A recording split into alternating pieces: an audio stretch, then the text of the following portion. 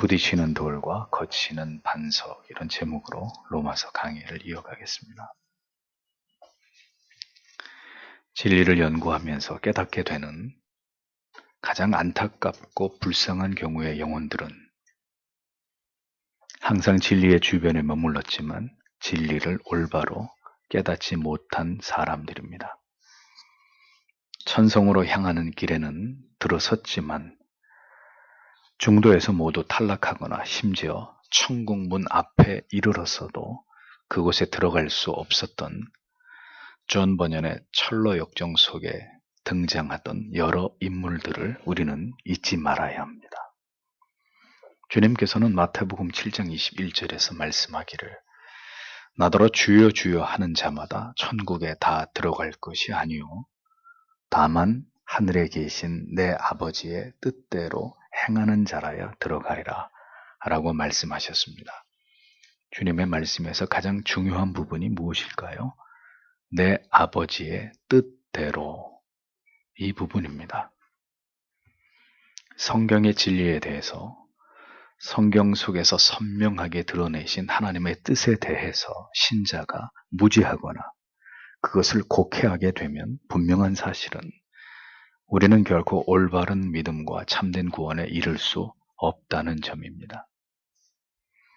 하나님과 하나님의 뜻을 오해할 수밖에 없고 결국은 자기의 방식대로 오랜 시간 동안 하나님을 잘못 신앙하게 되는 대단히 심각한 문제를 피할 수 없게 되는 것입니다.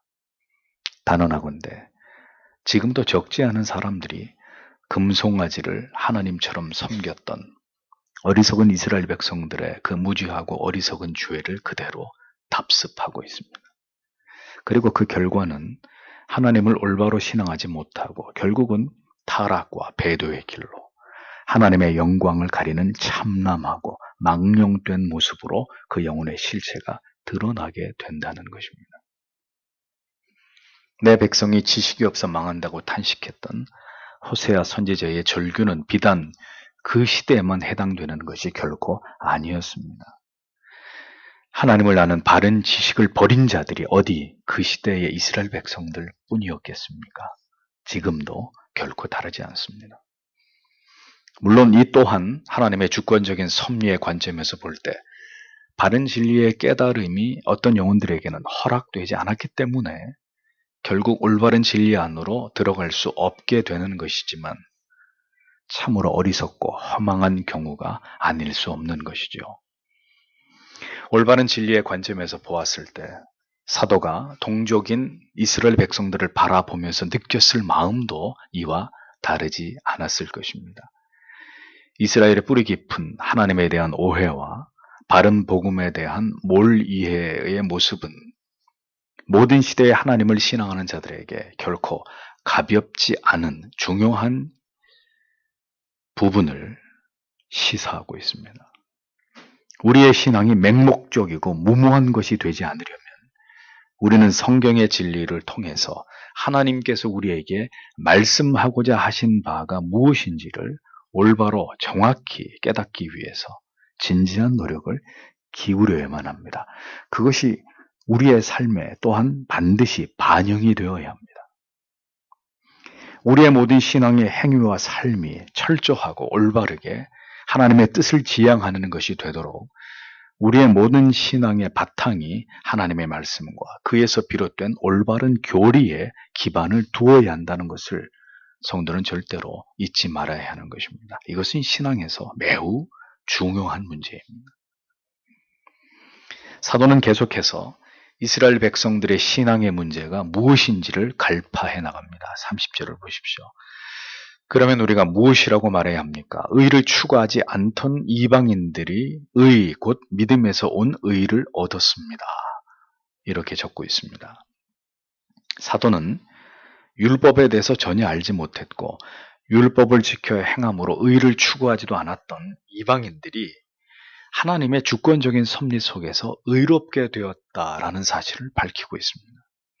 그들이 얻은 의는 율법을 지킴으로써 의를 추구하려 했던 유대인들과 같은 의가 아니라 믿음에서 난 의라고 그 출처를 분명하게 밝히고 있습니다. 구원에 나타난 하나님의 주권적인 섭리를 사도는 계속 설명하고 있죠. 하나님께서는 율법을 통해서 의를 성취하려 했던 유대인들을 버리시고 흑암에 거하던 이방인들에게 예수 그리스도의 복음을 나타내시고 이를 믿는 믿음으로 말미암아 그들을 구원하고자 하심이 하나님의 뜻이었다는 것을 밝히고 있습니다. 자, 이러한 진리가 담고 있는 깊은 의미가 무엇입니까? 하나님께서는 철저하게 자기를 자랑하고 자기의 행위와 삶을 의로 여기는 자들을 멸하시고 아무것도 내세울 것이 없는 초라하고 자신을 비천하게 여기는 그런 자들에게 구원의 은혜를 베풀어 주시는 하나님이시라는 사실을 드러내고 있는 것입니다. 이것이 구원에 나타난 하나님의 뜻이라고 성경은 정확하게 말씀하고 있는 것이죠. 그러므로 구원을 생각할 때 이러한 성경의 말씀을 통해서 우리는 우리의 믿음이 결코 유대인의 그것과 같지 않도록 매우 주의하고 경계해야 될 필요가 있는 것입니다. 우리의 신앙 가운데 유대인들의 율법주의적 요소들이 존재하지 않는지를 신자는 철저하게 규명하고 그것을 살펴야 합니다. 그 이유는 유대인들의 구원과는 결코 하나님이 인정하시는 바가 아니기 때문입니다. 이방인들에게 임한 이신칭의의 구원의 진리는 교만한 자를 멸하시고 겸손한 자에게 은혜를 베푸시는 하나님의 구원의 섭리를 분명하게 나타내고 있습니다. 오직 하나님의 은혜로만 믿음을 통해서 구원을 선물로 주시는 하나님의 주권적인 섭리를 통해서만 인간은 구원을 받을 수 있음을 성경은 매우 분명하고 뚜렷하게 밝히고 있는 것입니다. 의의 성취는 인간의 노력으로 말미암은 것이 아니다라는 거죠. 인간의 노력으로 말미암은 의는 반드시 그 자신을 빛나게 해주는 가치로 치장될 것이고 그러한 의를 획득한 자는 자신에 대해서 감추기 힘든 자랑과 자부심을 갖게 될 수밖에 없는 것입니다. 그것은 하나님께서 죄인을 구원하시는 뜻과 섭리와는 무관한 것이 될 뿐입니다.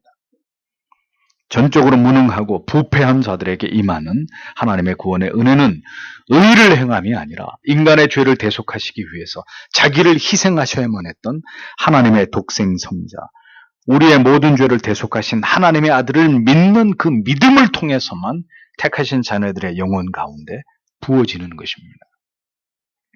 성령을 통해서 믿음을 선물로 받은 자들만이 그가 유대인이 되었던 이방인이 되었던 이신칭의의 은혜 안으로 들어오게 되는 것입니다.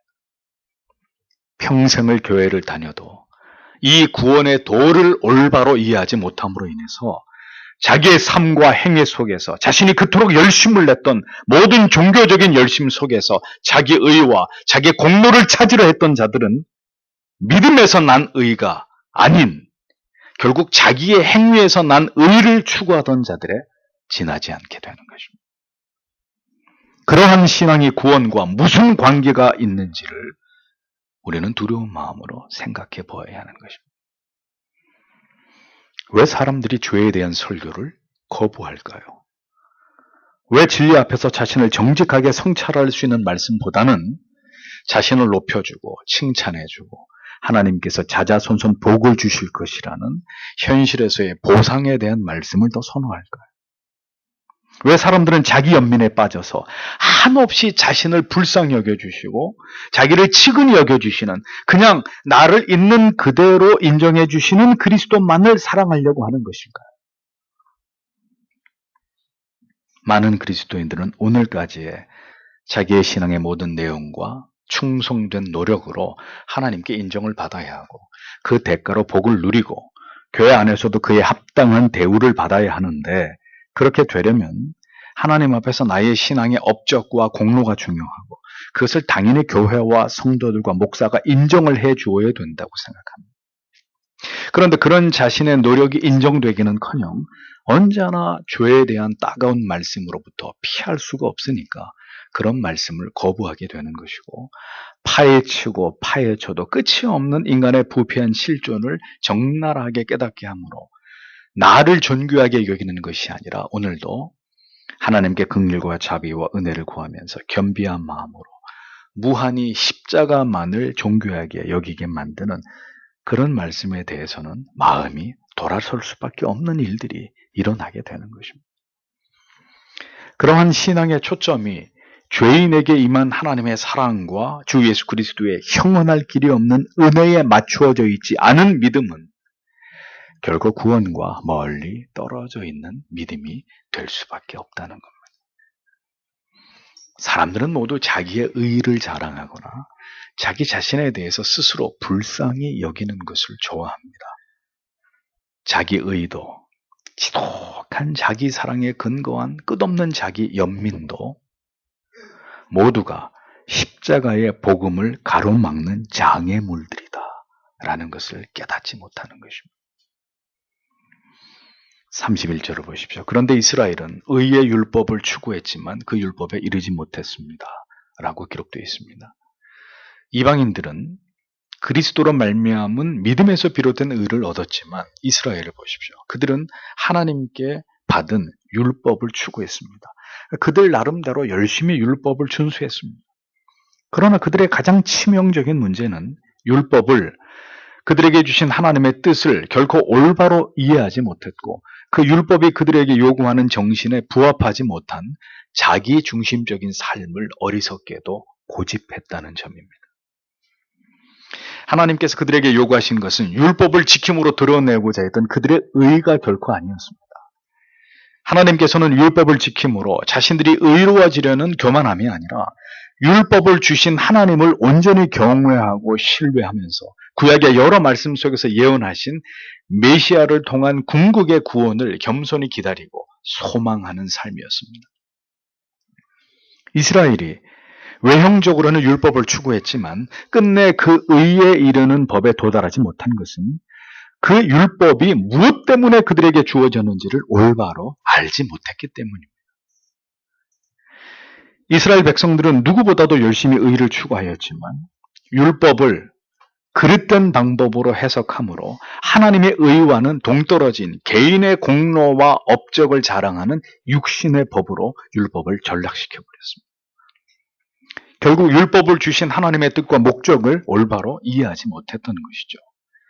율법은 죄를 깨닫게 하고 죄에 대한 하나님의 두려운 심판이 있음에 대해서 경각심을 갖게 하고 구원받은 하나님의 자녀로서 어떻게 하나님을 기쁘시게 할지를 자세하게 설명하고 있는 모본으로 결국 메시아의 도래를 고대하면서 인간의 그 비참한 전적 무능의 한계에 초라한 실존을 깨닫고 하나님 앞에서 겸비한 삶을 살아가도록 하기 위해서 하나님이 율법을 주셨다는 것을 이스라엘 백성들은 알지 못했다는 것입니다. 오늘의 교회는 어떤 믿음을, 어떤 신앙을 가르치고 있습니까? 하나님께서는 한없이 당신을 불쌍히 여기시기 때문에 당신이 하나님께로 돌아와서 예수를 믿기만 하면 구원을 받는다고 말합니다. 그리고 이제 열심히 말씀대로 살고 충성하고 봉사해서 하나님께 복을 받는 형통한 삶을 살아가야 된다고 가르칩니다. 하나님의 은혜와 복을 구원을 얻기 위한 성도의 윤리적이고 도덕적인 삶, 그리고 모든 종교적인 의무를 다할 것을 강요하면서 그에 대한 현세적인 보상이 반드시 따른다는 유의 메시지가 주류를 이루고 있습니다. 결국 자신의 노력 여하에 따라서 모든 것이 결정되기 때문에 열심히 믿고 충성한 사람은 복을 받고 이 땅에서 형통하게 된다는 논리에서 벗어나지 못하고 있는 거죠. 그러니 물질적인 복을 받은 형통한 삶을 살아가는 사람들은 항상 교회 안에서 기세등등해지고 복을 받지 못하는 사람은 한없이 자책과 절망 속에서 나에게도 하나님께서 복을 주시기만을 바라면서 더 복을 받기 위한 대가를 지불하는 일에 철저하게 매이고 그것에 혈안이 되는 거짓된 신앙에서 벗어나지 못하는 것입니다. 이런 그릇된 신앙이 교회마다 얼마나 고상하게 잘 가리워지고 포장되느냐, 혹은 지극히 무지하고 어리석어 보이는 모습으로 세상 사람들조차도 그러한 현세 기복주의를 개탄할 수밖에 없는 모습으로 노골적으로 드러나느냐가 문제가 될 따름인 이것이 오늘날의 교회의 모습이라는 겁니다. 자기의 의를 추구하는 사람일수록 복음에 대해서 깊이 있는 이해가 없는 것은 그리 이상한 일이 아닙니다. 거기에 대해서는 전혀 관심이 없기 때문에 당연한 거죠. 성경의 진리가 명확하게 가리키는 바를 올바로 깨닫지 못하고 평생을 참된 진리 밖에 머물며 신앙의 형식과 틀만을 외형적으로 지키고 전혀 그릇된 동기로 하나님을 신앙했으면서도 은근히 그것을 자기의 의와 자랑으로 삼았던 그런 삶은 성경이 말씀하고 있는 결코 올바른 신앙이 아니라는 것을 여러분들은 분명히 확신하실 필요가 있습니다. 사도는 의의 법을 쫓아간 이스라엘이라고 표현하면서 유대인의 의를 추종한 열심을 경주에 비유하고 있습니다. 쫓아가다라고 번역된 헬라어의 의미는 레이스를 펼치는 선수들의 모습을 묘사하고 있는 그런 표현입니다. 그러니까 의를 추구하는 경주에서 이스라엘은 당연히 자신들이 타의 추종을 불허하는 독주를 펼치면서 당연히 자기들이 이길 것이라고 믿었지만 결국 이스라엘은 누구에게 패배했다는 의미입니까? 이방인들에게 패배했다는 의미예요. 이방인들의 승리는 그들이 영적으로 도덕적으로 무지하고 타락한 상태에 있었음에도 예수 그리스도를 믿음으로 말미암은 의가 하나님의 은혜로 주어진 그 칭의의 위대함을 드러내는 것이라면 하나님의 긍휼과 자비를 그리고 메시아를 통한 궁극의 구속의 은혜를 소망하지 않고 그들 스스로를 자랑을 삼고자 한 율법적 의를 추구한 이스라엘의 행위는 그것이 얼마나 부질없는 것이고 하나님의 뜻과 무관한 것인지를 성경은 잘 드러내고 있는 것입니다. 이스라엘 백성들의 율법주의적인 신앙, 지금도 그것을 버리지 못하고 있는 이스라엘의 모습 속에서 우리는 어떤 중대한 교훈을 얻어야 할까요? 이스라엘을 선민으로 택하시고 부르신 하나님의 뜻은 어쩌면 정말 이스라엘을 구원하시기 위함보다는 무엇이 하나님께 진정으로 기뻐하시는 믿음이고 또 어떤 그릇된 신앙이 결국 하나님께서 기뻐하시지 않는 구원에 이를 수 없는 신앙인지를 모든 나라와 민족들 가운데 드러내고자 하신 도구로서 하나님이 이스라엘을 사용하신 것이 아닌지를 진지하게 생각하게 만드는 것입니다. 다시 말씀드리지만 성경의 위대한 진리를 발견해서 기독교의 역사를 활짝 꽃피운 사람들은 결코 이스라엘 사람들이 아니었습니다. 모두가 이신칭의의 이 복된 은혜를 깨달은 이방인들이었습니다. 하나님께서는 선민이 아닌 이방인들에게 은혜를 주셨고 그들이 평생을 추구했어도 율법 속에서 정작 깨닫지 못했던 복음의 진수들을 이방인들을 통해서 깨닫게 하시고 그들을 통해서 진리 수호와 위대한 교회의 개혁의 역사를 하나님은 진행시키셨습니다. 그러니까 누가 하나님께로부터 더 큰 은혜를 입은 자들인지는 기독교의 역사가 우리에게 그것을 분명하게 증언하고 있는 것입니다. 사도는 이스라엘 백성들이 왜 의의 율법을 추구했음에도 그 율법을 통한 의에 궁극적으로 도달하지 못했는지 그 이유를 설명합니다. 32절에. 왜 그렇게 되었습니까? 그것은 그들이 믿음에 의해서가 아니라 행위로 얻을 수 있는 것처럼 의를 추구했기 때문입니다. 그들은 걸림돌에 걸려 넘어진 것입니다. 라고 기록하고 있습니다. 유대인들의 무지가 어리석음이 계속 사도에 의해서 폭로됩니다. 이스라엘 백성들은 그들이 아담 이후로 전적으로 타락하고 부패한 존재라는 것을 분명하게 인식하고 있어야 했습니다. 그러나 그들은 어처구니 없게 그들이 아브라함의 후손이라는 사실에 대해서 엄청난 자부심을 가지고 있었습니다. 그들은 하나님께 율법을 직접 하사받았다는 사실과 할례를 받음으로 하나님의 구별된 선민이 되었다는 사실에 대해서만 대단한 자랑을 삼고 그들의 구원을 절대로 의심치 않았던 것입니다. 그들은 하나님이 주신 율법을 지킴으로 의로워지고자 할 것이 아니라 그 지엄하신 율법 앞에서 드러난 인간의 이 같은 전적인 부패와 무능의 실존에 대해서 한없이 겸비한 마음을 가졌어야 했습니다. 하나님의 긍휼과 자비를 구하면서 죄 사함을 위해서는 믿음으로 하나님께 나아가야 하고 그 믿음의 분명한 대상은 구약 성경 곳곳에서 예언하고 예표된 메시아라는 사실을 그들은 믿고 소망했어야 했습니다. 그러나 이스라엘 백성들은 하나님의 선민이었음에도 그들이 가진 신앙의 인식 속에는 하나님이 기뻐하실 만한 것이 전무했다는 것입니다.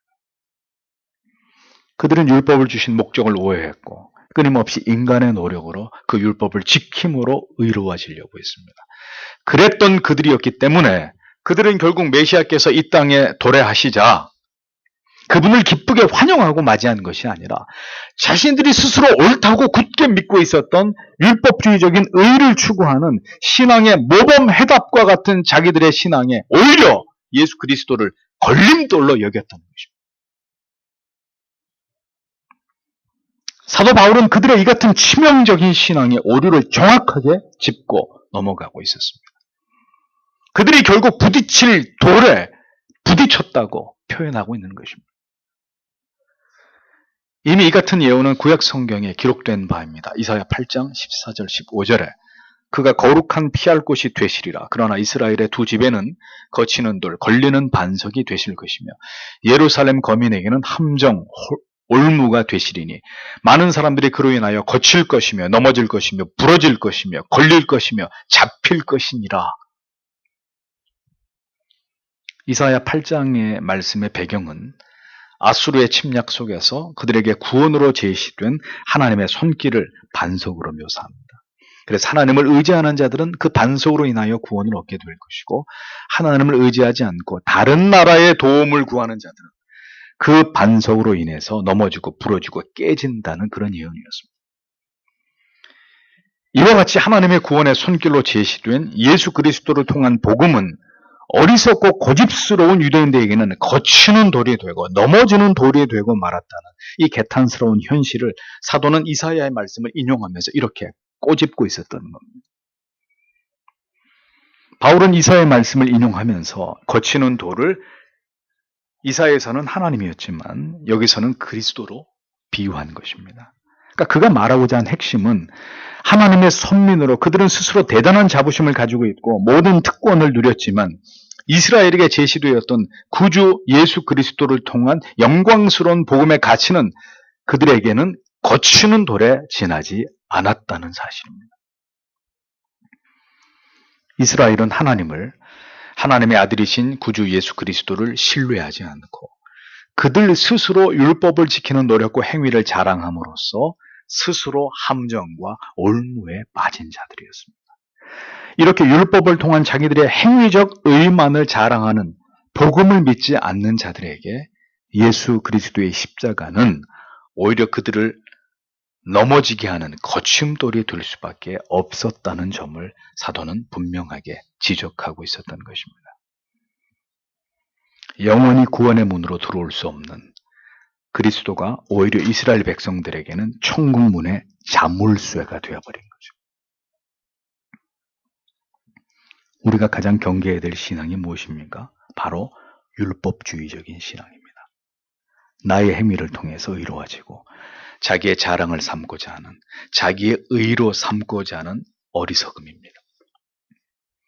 무엇인가 신앙에 외형적인 열심을 내서 나의 공로가 인정받고 하나님께 복을 받고 만사 형통하기를 바라는 믿음은 십자가만을 자랑하고 그 십자가 아래서 언제나 자신을 겸비하게 낮추는 그 믿음과는 거리가 먼 것입니다.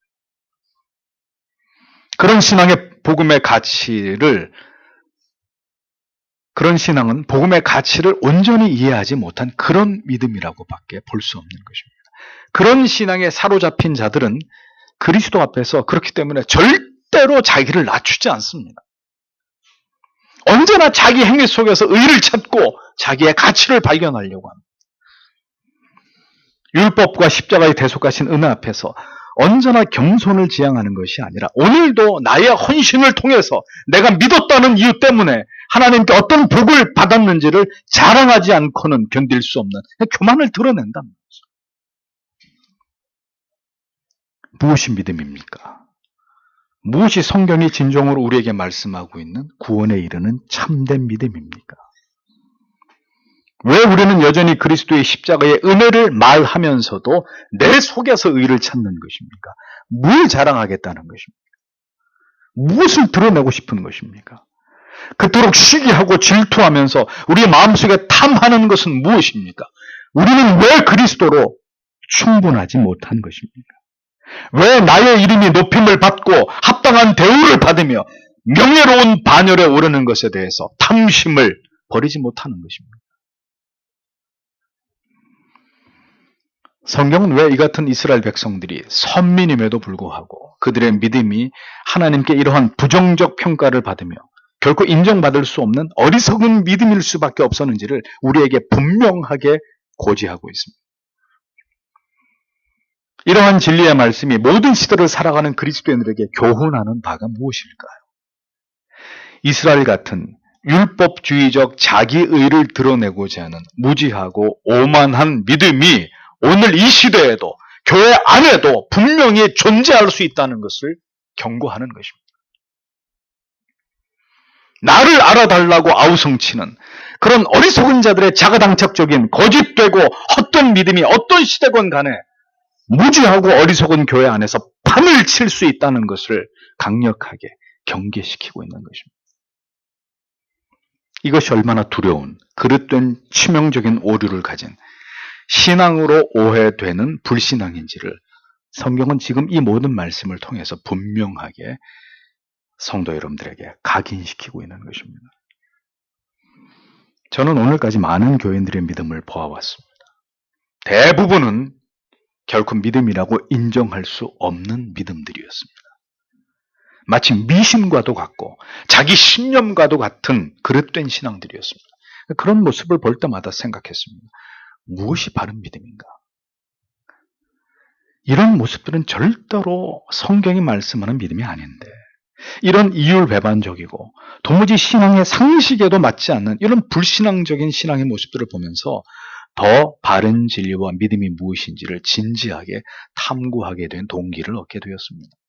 저는 결국 이 성경적인 매우 올바르고 정확한 성경의 해석과 그리고 성경이 말씀하고 있는 가장 모범적인 신앙의 내용의 모습을 바로 정통개혁 신학 안에서 그리고 청교도의 신앙 안에서 찾게 된 것이죠.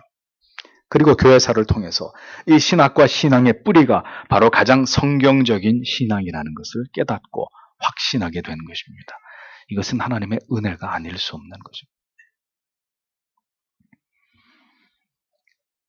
예를 들어 1000명이 모이고 10,000명이 모이는 바른 신학도 신앙도 없는 교회에서 저를 청빙한다면 제가 이 신학과 신앙을 이 교회를 버리고 갈 수 있다고 생각하십니까?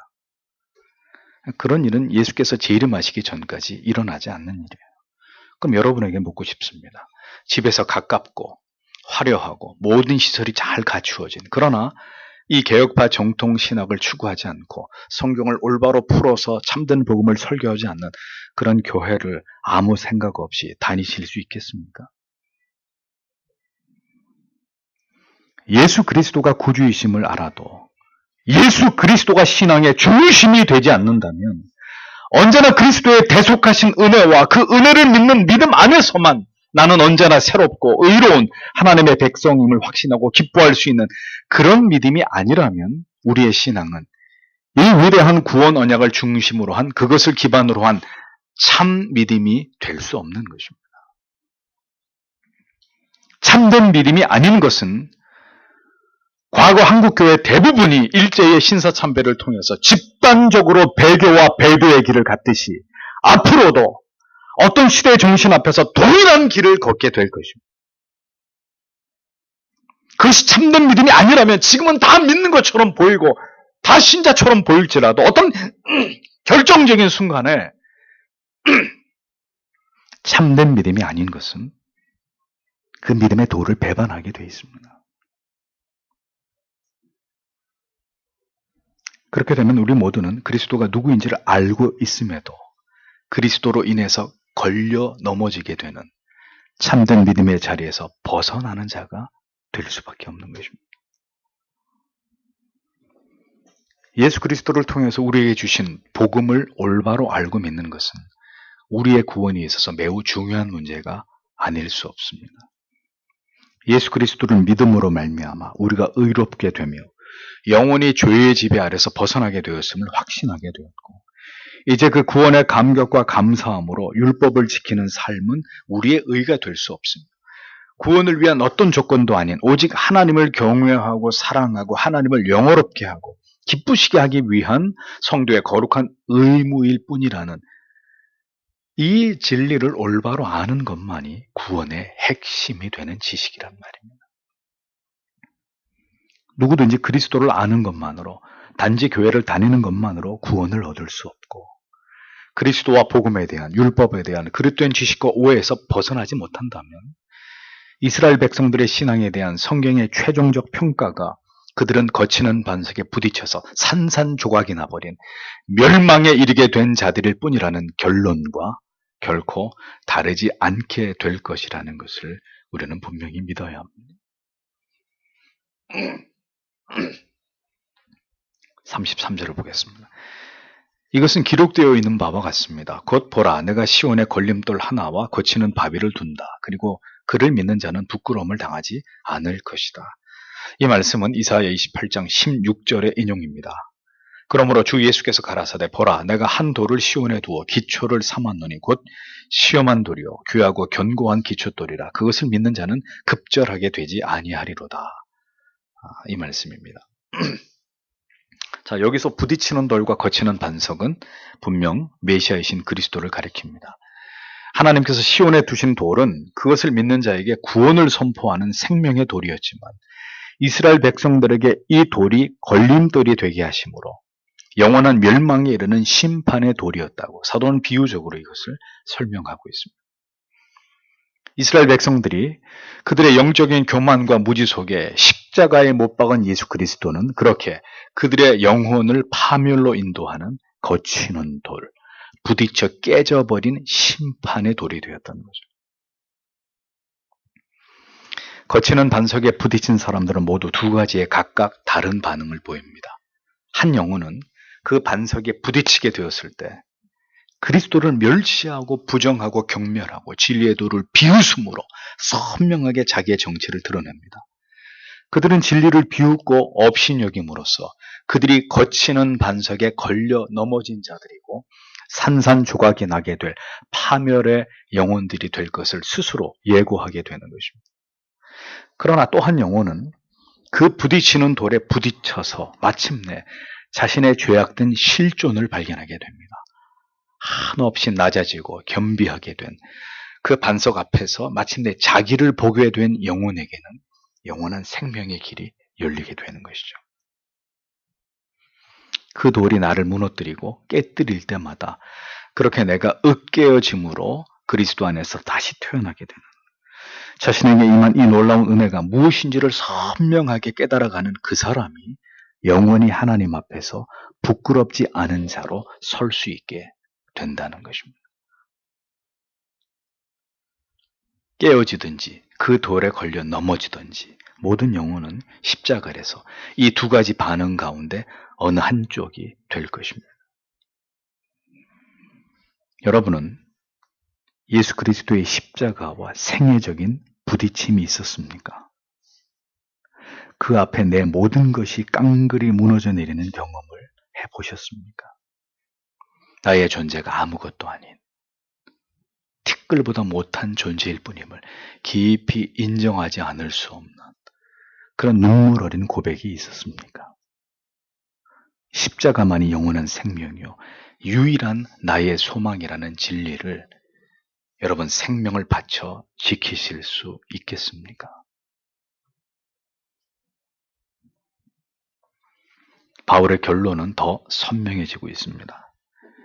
유대인이나 이방인이나 누구를 막론하고 예언된 메시아이신 예수 그리스도의 복음을 올바로 믿고 의지하는 자에게는 결코 마지막 날에 부끄러움을 당하지 않게 될 것이고, 그렇게 그리스도의 구주되심을 부정하고 십자가에 대한 무지와 무감각 속에서 체험적이고 고백적인 믿음을 갖지 않게 될 경우에는 그들의 영혼은 모두 부딪히는 돌과 거치는 돌에 의해서 산산이 파괴되고 영원한 지옥의 형벌에서 벗어날 수 없게 될 것이라는 진리를 사도는 분명하게 선포하고 있었던 것입니다.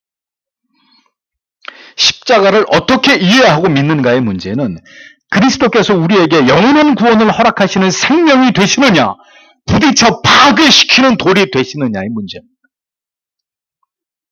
그러면 여러분, 실제로 여러분들이 머리에 돌을 맞았다고 생각해 보죠. 제가 오늘 아침에 오다가 제가 머리만한 돌을 제가 맞았단 말입니다. 그럼 여러분이 지금 제 말을 믿으시겠어요? 안 믿죠, 당연히. 제 머리만한 돌을 맞고 제가 여기서 멀쩡하게 설교를 할 수 있겠습니까? 머리가 부서지든지 머리에 머리 많은 혹이 나든지 그러지 않겠어요?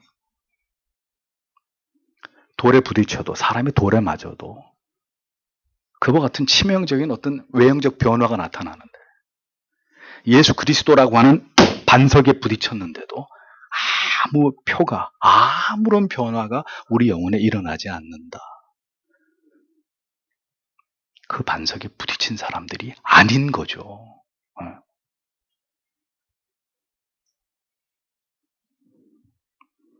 예수 그리스도가 구주 되심을 믿는 믿음은 절대로 관념적인 믿음이 아닙니다. 그 믿음이 온전한 것이라면, 영혼을 관통한 그 믿음이라면 신자는 결코 교만해지거나 자기의 의를 드러내는 가식적이고 위선적인 생활을 이어갈 수 없습니다. 우리의 연약함 속에 불쑥 그런 것이 드러날 수는 있어도 이것이 얼마나 하나님 앞에 부끄러운지를 깨닫고 회개하게 되는 거예요. 괴로워하게 되는 거예요. 내 안에 이런 모습이 있다는 것에 대해서 아직도 이 흉측함이 하나님의 이름을 더럽히고 있다는 것에 대해서 괴로워하는 것입니다. 근데 그런 삶을 계속 이어가고 있다면 그 사람이 신자가 아닌 거예요. 그렇게 자기를 드러내고 과시하는 것이 결국 자기를 즐겁게 하는 종교적인 유희가 될 수 없는 것입니다. 그 무엇도 자기 안에 자랑할 것이 없음을 깨닫고 오직 하나님의 주권적인 섭리하심을 통한 하나님의 작정 안에서의 구원을 믿고 확신할 때 그런 믿음 안에서 올바른 성도의 삶과 신앙의 고백이 만들어질 수 있는 것입니다. 성경의 복음을 올바로 이해하면 성경이 말씀하고 있지 않은 믿음에 대한 우리의 입장이 분명해질 수밖에 없는 거예요. 저는 목회자들이나 성도 여러분들이나 우리의 가진 신앙에 대해서 아주 정확한 스탠스를 취하지 않는 이런 이상한 경우들을 봅니다. 그 알미니안적인 믿음도 오케이, 펠라기우스적인 믿음도 괜찮고 은사주의 다 그런 것들도 다 구원받는 거 아닌가? 잘못된 생각입니다. 이런 모든 인본주의적인 믿음은 절대로 올바른 믿음이 아니라는 것을 우리는 분명하게 깨닫게 됩니다. 복음에 더 깊이 들어가고 그 복음의 내용을 선명하게 이해하면 이해할수록 무엇이 참인지 무엇이 거짓인지가 분명하게 드러납니다. 절대로 얼버무려지지 않습니다. 진리와 진리가 아닌 것은 섞일 수 없는 것입니다. 근데 두루뭉실하게 그래도 다 구원받는 거라고 누가 그렇게 얘기하냐는 말이죠. 어디 성경의 말씀이 그렇게 가르치고 있냐는 거죠.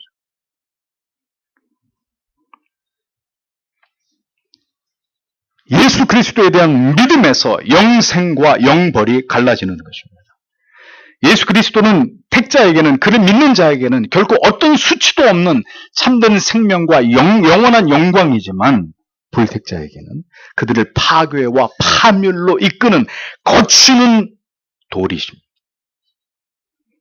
그리고 그렇게 택자와 불택자를 가르는 분수령은 바로 그리스도에 대한 믿음에서 결정된다는 것을 이스라엘 백성들의 자기들의 율법적인 의를 고집하는 그릇된 믿음과 오직 예수 그리스도의 십자가에 대속하신 은혜를 굳게 붙드는 이방인들의 믿음으로 바울은 이렇게 선명하게 대조를 시키면서 이 진리를 선포하고 있었던 거예요. 이거는 믿음이고 이거는 믿음이 아니다. 이거는 구원이고 이거는 구원이 아니다라고 얘기하고 있었던 것입니다. 성도 여러분, 오늘 우리의 믿음은, 그 믿음의 중심은 무엇인지를 생각해 보십시오. 우리의 신앙의 동기는 무엇입니까? 오늘도 나의 믿음을 지탱하고 있는 그 근본의 뿌리가 무엇인지를 들여다보십시오. 우리의 믿음의 그 중심에 예수 그리스도의 십자가가 우뚝 서 있지 않다면 뭔가 다른 목적과 이유 때문에 내가 지금 교회를 나왔고 종교적인 생활을 하고 있다면 그 믿음은 거짓 믿음이란 말이에요. 예수 그리스도의 십자가를 아는 지식과 그것을 추구함과 그 십자가 아래서 날마다 발견되는 자신의 초라한 모습에 대한 겸손한 자기 인식, 그리고 그로 인한 자기 부인의 끊이지 않는 간절한 기도, 그렇게 하나님께 날마다 은혜를 간구하는 그 경건함이 우리의 신앙을 설명하는 내용들이 되어야 한다. 그리스도의 십자가의 은혜와 사랑이 우리 안에 날마다 흘러들어오고 죄인들의 모든 무지함과 강팍함과 어리석음들이 점점 옅어지고 사라지고 그리스도를 닮아가고자 하는 간절한 소망이 우리를 지배하게 되는 그런 믿음이라야 그것이 그리스도로 말미암은 의로움을 얻게 되는 믿음입니다. 믿음을 움직이는 동인이 십자가가 아니라 그 은혜와 사랑 때문이 아니라 만약에 다른 것이라면, 그러니까 우리가 알고 있는 모든 그릇된 인간의 마음과 생각에서 나온 어떤 목적들이라면 그것은 십자가에 걸려 넘어지고 파괴되는 영원한 멸망에 이를 수밖에 없는 거짓 믿음이다. 이런 거짓 믿음을 가진 자들이 교회 안에 분명히 존재한다라는 것입니다. 바다의 모래알처럼 많은 이스라엘 백성들 가운데 구원받게 될 자들이 소수일 뿐이라는 사실을 우리는 잊지 말아야 합니다. 구원의 길은 좁습니다. 검증되고 또 검증되어야 합니다. 내가 믿기 때문에, 교회를 다니기 때문에 구원을 받는 것이 아닙니다. 내게 믿음을 주셨고 언제나 그 십자가에 구속하신 은혜 앞에서 오직 감사함으로, 기쁨으로 주를 기꺼이 섬기고자 하는, 오직 하나님만을 기쁘시고 영어롭게 하고자 하는 그 마음이 지워지지 않고 언제나 그 마음의 지배를 받아 내가 가고자 하는 길이 아니라 주께서 원하시는 길을 갈 수밖에 없는 그 삶이, 그 믿음 가운데 나타나는 그것이 참된 구원에 이르는 믿음이다 라는 것입니다. 이방인들에게 임한 구원, 그 구원 속에 어떤 경우에도 자랑스럽게 드러낼 나라는 존재는 결국 그 안에 없었습니다. 그런데 유대인들이 추구한 그들의 신앙 속에는 언제나 나, 그 차이입니다. 오늘 여러분들의 신앙의 모습은 그렇게 십자가 뒤에 철저하게 내가 가리워진 삶입니까?